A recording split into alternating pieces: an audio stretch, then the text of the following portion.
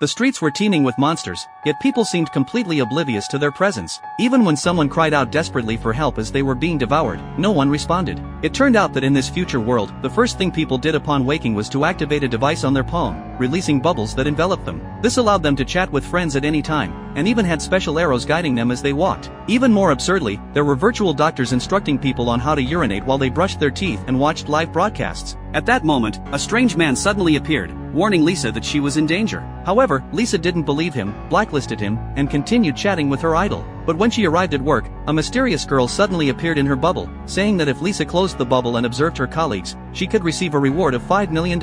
At first, Lisa was skeptical, but her desire for money drove her to close the bubble. Immediately, she saw her colleague being consumed by a yellow monster. As someone who had never left her bubble, Lisa's first instinct was to reopen it and watch videos of her idol dancing to escape reality. Just then, Ruby and the doctor's video popped up again, stating that they had come to save Lisa. Now, all Lisa needed to do was close the bubble and use her own eyes to avoid the monsters to be rescued. After much hesitation, Lisa finally decided to take their advice and closed the bubble. She carefully moved away from the desk, trying to take a step outside. Unfortunately, she accidentally bumped into the corner of the table, startling her into glancing at the monster. Realizing the monster hadn't noticed her, she tried to take another step but hit the table again. Helplessly, she had to reopen the bubble to ask for help from those inside, breaking down and saying that without arrows to guide her, she didn't know how to walk at all. So, she could only follow the bubble's directions to head outside. This time, Lisa quickly left the office but encountered a monster face-to-face while waiting for the elevator. However, the arrow was still pointing for her to go forward. Seeing this, Ruby and the doctor urgently shouted for her to turn around.